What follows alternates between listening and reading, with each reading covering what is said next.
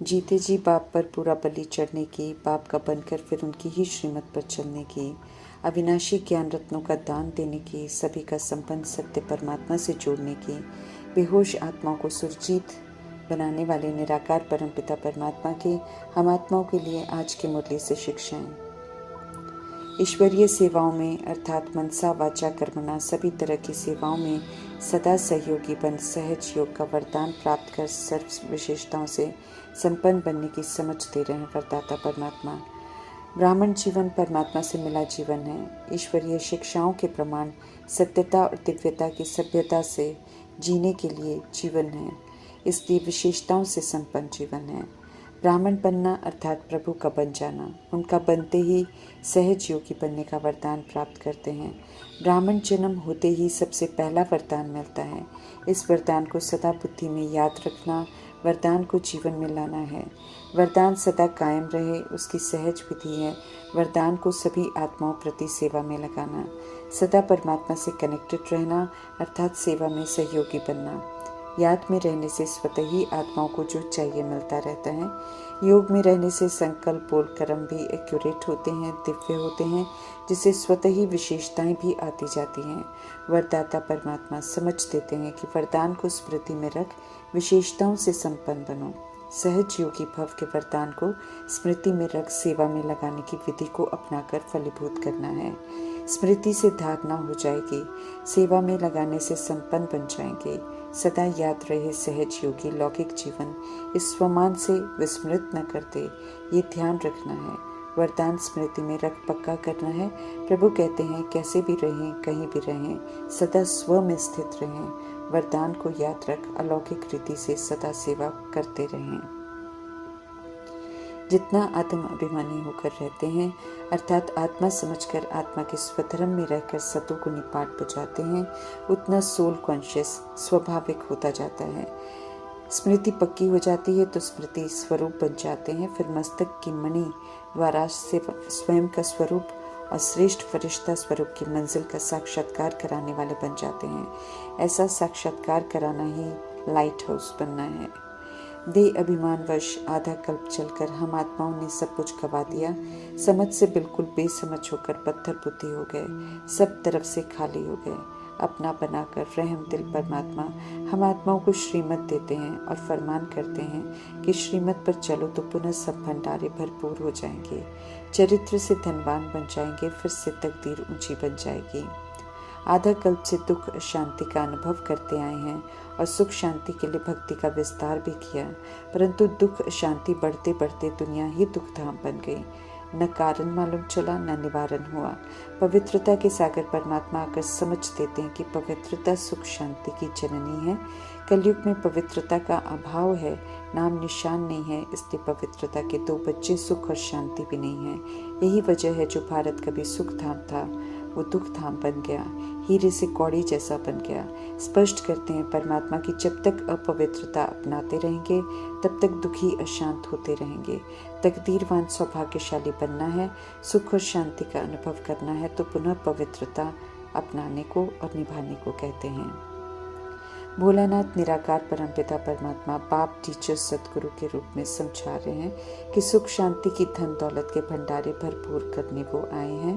तो अच्छी तरह समझो कि रावण रूपी देह अभिमान और विकारों ने श्रापित कर शोक वाटिका में बिठा दिया है, बिल्कुल बेसमझ बना दिया है।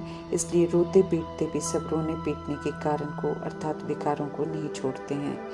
सृष्टि रूपी ड्रामा कैसे सतयुग में शुरू हुआ, फिर कैसे द्वापर युग मध्य में देह अभिमान के कारण दुखधाम बनना शुरू होता है और फिर कैसे अंत में विकारों की अति हो जाती है तो विनाश की तैयारी हो जाती है। कर्मों प्रमाण सृष्टि का दृश्य विनाशकारी हो जाता है, चूंकि अज्ञानतावश दर्दनाक दुर्दशा हो जाती है और हम सब अपने ये सजाएं फिक्स कर लेते हैं। इसलिए रहम दिल परमात्मा हम आत्माओं का अनादि आदि दर्शन कराकर फिर कीर्ति कला का राज स्पष्ट कर त्रिकालदर्शी बनाते हैं और फिर से अनादि आदि विशेषताओं को धारण कर श्रेष्ठ बनने की समझ देते हैं। श्रीमत पर चलकर श्रेष्ठ भी बन सकते हैं, पास्ट के हिसाब किताब भी चुकते हो जाते हैं। प्रकृति को भी शुद्ध कर सकते हैं, तत्वों को भी सतो प्रधान बनाकर शांत कर सकते हैं। इस विधि से स्वयं को सजाओं से छुड़ा सकते हैं। सत्यों की वर्षा लेकर परमात्मा पिता संग इज्जत से वापस घर जाकर इज्जत से पुनः सचखंड में प्रवेश कर सकते हैं। जो श्रीमत प्रमाण नहीं चलते हैं वे फिर धर्मराजपुरी की सजाएं खाकर शरीर से मुक्त होते हैं। दुखधाम बनाने में कंट्रीब्यूट किया है हमने, अभी सुखधाम बनाने में श्रीमत प्रमाण चलकर मददगार बनना है। प्रभु की बातों में निश्चय होना चाहिए, तब दुर्भाग्यशाली से सौभाग्यशाली, भ्रष्टाचारी से श्रेष्ठाचारी बन सकते हैं। सुप्रीम आत्मा आत्माओं से बात करते हैं, लेकिन उन्हें भी कोई मुश्किल समझते हैं क्योंकि उनको देह नहीं है। स्पष्ट करते हैं पावन परमात्मा की भक्तों की भावनाओं के अनुसार फल देते हैं। समझ देते हैं कि भक्ति में अल्पकाल का सुख देने वाले और बेहद के सुखदाता वे ही हैं। क्लियर करते हैं कि वे कभी दुख नहीं देते हैं, बल्कि दुखों को हरते हैं और सुख देते हैं। सभी के सुख शांति दाता परमात्मा सुख धाम में चलने के लिए तैयार कर रहे हैं। जो नहीं तैयार होते हैं वे हिसाब किताब सजाओं द्वारा चुप होकर शांति धाम में चले जाएंगे। अभी जीते जी बाप का बनते हैं और उनकी श्रीमत पर चलते हैं, तब श्रेष्ठ देवता बनते हैं। एक ही सृष्टि पुरानी बनती है फिर नई बनती है, जब सत्य परमात्मा ड्रामा में प्रवेश कर सत्य से परिचित कराते हैं और अंधश्रद्धा से बाहर निकालते हैं, आसुरी संप्रदाय से दैवी संप्रदाय का बनाते हैं। इस समय सभी पाप आत्माएं बन गए हैं और सभी को परमात्मा फरमान है याद में रहने का, फिर भी सब घड़ी घड़ी भूल जाते हैं। निश्चय नहीं बैठता क्योंकि परमात्मा को साकार में नहीं देखते हैं। ध्यान खिंचवाते हैं परमात्मा कि आत्मा भी तो दिखाई नहीं देती है, लेकिन शरीर द्वारा पाठ वही बजाती है। पाठ खत्म होते ही जब शरीर छोड़ती है आत्मा, तो शरीर खत्म हो जाता है। समझ देते हैं कि नहीं दिखाई देने वाली अविनाशी आत्मा के पिता निराकार परमात्मा है और दिखाई देने वाले विनाशी शरीर के पिता भी फिर विनाशी हैं। सुख शांति का वर्षा देने के लिए, सत्य से परिचित कराने के लिए, रूहानी पढ़ाई पढ़ाने के लिए निराकार परमात्मा पर काया का आधार लेते हैं। दुर्गति से सदगति में जाने के लिए हर आत्मा को चांस देकर स्पष्ट करते हैं कि जो करेगा सो पाएगा। याद नहीं करेंगे तो सचखंड का राजाई का वर्षा नहीं पाएंगे। पूरा पुरुषार्थ करने वाले ही श्रेष्ठाचारी बनते हैं। परमात्मा का बनना अर्थात अपनी सारी मनोकामनाएं पूरी करना। भक्ति मार्ग की यादगार में जगदम्बा से बहुत कुछ मांगते हैं, क्योंकि संगम युग में सभी आत्माओं का संबंध परमात्मा से जोड़ने की जगदम्बा बहुत सेवा करती हैं, और जिनका संबंध परमात्मा से जुड़ गया उनकी सभी तरह की मनोकामनाएं स्वतः ही पूरी हो जाती हैं। लक्ष्मी तो प्रारब्ध है संगम युग के पुरुषार्थ की। लक्ष्मी बन के सेवा नहीं करती हैं, धनवान होती हैं, इसलिए उनसे सिर्फ धन मांगते हैं। संगम युग में इस समय अविनाशी ज्ञान रतन मिल रहे हैं। जितना उन्हें जीवन में धारण करेंगे, प्रयोग करेंगे, जितना नॉलेज से फुल होंगे और परीक्षाओं परिस्थितियों में यूज कर पास होंगे, उतना मालामाल हो जाएंगे। श्रीमत पर चलेंगे तभी श्रेष्ठ बनेंगे, नहीं चलेंगे तो मर्तबा भ्रष्ट हो जाएगा। स्पष्ट करते हुए परमात्मा पुनः ध्यान खिंचवा रहे हैं कि ये राजधानी स्थापन हो रही है। गॉड फादर हेवनली किंगडम स्थापन कर रहे हैं। अभी फिर भारत हेवन बन जाएगा, फिर कुछ भी नहीं कर सकेंगे।